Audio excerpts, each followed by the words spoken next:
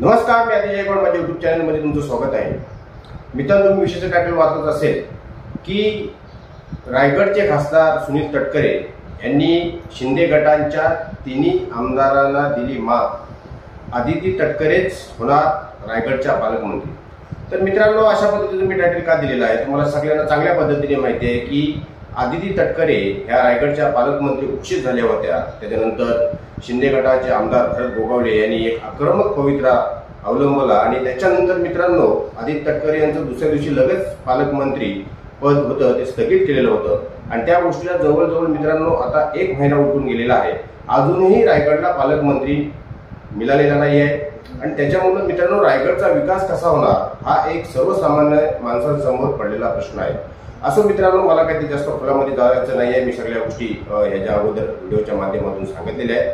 मित्रांनो, 2 तारखेला राज्याचे मुख्यमंत्री देवेंद्र फडणवीस आणि राज्याचे उपमुख्यमंत्री एकनाथ शिंदे हे रायगडमध्ये आलेले होते. महाडमध्ये एका कार्यक्रमानिमित्त ते आलेले होते आणि त्यावेळेला पत्रकारांनी त्यावेळेला प्रश्न विचारला की रायगडचा पालकमंत्री कधी होणार. त्यावेळेला देवेंद्र फडणवीस यांनी एक अतिशय हास्यास्पद उत्तर दिलं की रायगडचा पालकमंत्री एकनाथ शिंदे, मी स्वतः देवेंद्र फडणवीस आणि अजित पवार आम्ही तिन्ही आहोत. त्याच्यामुळे तुम्हाला काही चिंता करायची गरज नाही आहे. मित्रांनो, अशा पद्धतीने एक पालकमंत्री पद सध्या जिल्ह्याला नाही आहे. जिल्हा नियोजनची अजूनपर्यंत बैठक झालेली नाही आहे. येणारा विकास आराखडा जो आर्थिक विकास आराखडा जिल्हा नियोजनचा असतो त्याच्या बाबतीमध्ये मागील काही दिवसापूर्वी तुम्ही पाहिलं की अजित पवार यांनी कशा पद्धतीने व्हिडिओ कॉन्फरन्सवर एक बैठक घेतली. त्याला सुद्धा विवाद किती मोठ्या प्रमाणामध्ये झालेले होते तुम्ही पाहिले असाल की आमदार महेंद्र दळवी, त्याच्यानंतर तिकडं थोरवे यांनी सांगितलं होतं की आम्हाला माहितीच नाही. आणि नंतर अजित पवार यांनी स्पष्ट केलेलं होतं की फक्त मंत्र्यांनाच मी ह्या बैठकीला बोलवलेलं होतं. मित्रांनो, असं असताना कालच एक TV9 मराठीमध्ये डिजिटल पोर्टलला त्यांच्या बातमी प्रसिद्ध झालेली आहे आणि त्याच्यामध्ये असं स्पष्टपणे त्यांनी लिहिलेलं आहे की रायगड जिल्ह्याचं जे पालकमंत्री पद आहे, जे विवादात्मक पालकमंत्री पद आहे, ते अडीच वर्ष विभागून घेतलं जाणार आहे. मित्रांनो, 2.5 वर्ष विभागून घेतल्यानंतर तुम्हाला चांगल्या पद्धतीने माहिती आहे की जो पहिला टप्पा 2.5 वर्ष ज्याच्या वाट्याला येतो तोच खऱ्या अर्थाने तिथं विजयी होत असतो आणि दुसऱ्या टर्मचा जो काही टप्पा असतो तो 2 नंबरला येतो. त्याच्यामुळे मित्रांनो, पहिल्यांदा 2.5 वर्षाचा जो कार्यकाल आहे हा आदिती तटकरे यांना मिळणार आहे आणि नंतरचा 2.5 वर्षाचा जो कार्यकाल आहे तो भरत गोगावले यांना मिळणार आहे. मित्रांनो, जर असं झालं तर निश्चितच इथं लढाई हे मला वाटते सुनील तटकरे जिंकतील. कारण की मित्रांनो, ज्यावेळी 2.5 वर्षाचा कार्यकाल त्यांना मिळेल त्यावेळी पहिली 2.5 वर्षे ही राष्ट्रवादीकडे असतील. या राष्ट्रवादीच्या 2.5 वर्षाच्या कार्यकालामध्ये जिल्हा परिषदेच्या निवडणुका होणार आहेत. त्याच्यामुळे त्याचा फायदा हा निश्चितच सुनील तटकरे यांनी त्यांच्या राष्ट्रवादीला मिळेल. दुसरी महत्वाची बाब म्हणजे मित्रांनो, ज्यावेळेला 2.5 वर्षानंतर पालकमंत्रीपद सोडायचं असेल त्यावेळेला मित्रांनो मी इथे लिहून सांगतो की ते सहजासहजी आदिती तटकरे, सुनील तटकरे यांच्या सांगण्यावरून पालकमंत्रीपद सोडणार नाही.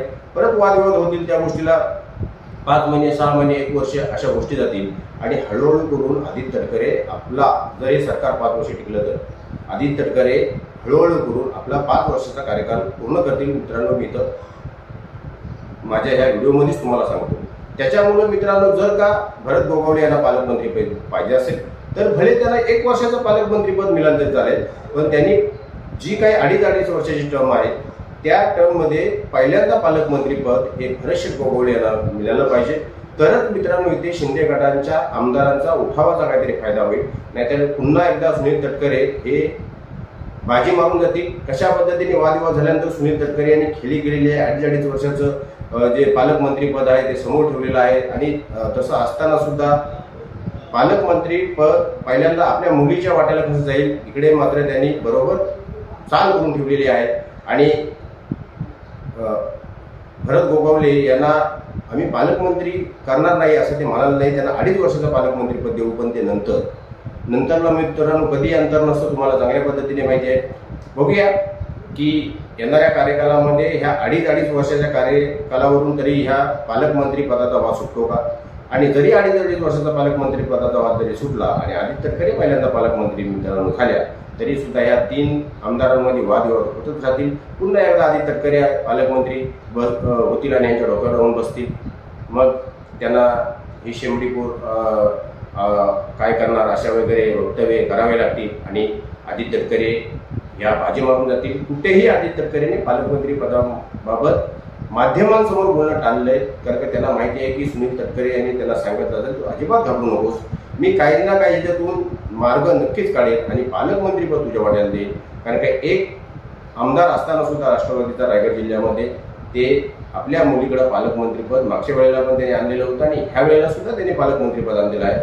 मित्रांनो, अशा पद्धतीची एक छोटीशी माहिती मला बनवावी म्हणून ही माहिती बनवली, जेणेकरून पालकमंत्री पदाबद्दल सगळ्यांना उत्सुकता आहे आणि त्या उत्सुकतेच्या माध्यमातून काय नवीन नवीन अपडेट ह्या घडत असतात ह्या तुमच्यापर्यंत जोपर्यंत पालकमंत्री रायगड जिल्ह्याचा येत नाही,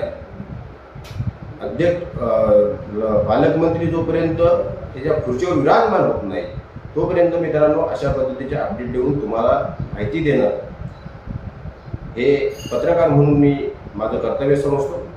मित्रांनो, याच्यामध्ये आता जास्त काही सांगायचं नाहीये. ह्या फक्त जर तरच्या गोष्टी आहेत. अजूनपर्यंत कन्फर्म काही आपल्यासमोर ऑफिशियली आपल्यासमोर कुठलीही माहिती आलेली नाहीये, परंतु ऑफिशियली माहिती येण्याच्या अगोदर नक्की काय चाललेलं आहे हे तुम्हाला कळावं म्हणून मित्रांनो व्हिडिओ बनवला. तुर्तास इथं थांबतो. जर कामाला असेल लाईक करा, शेअर करा, सबस्क्राईब करा. धन्यवाद.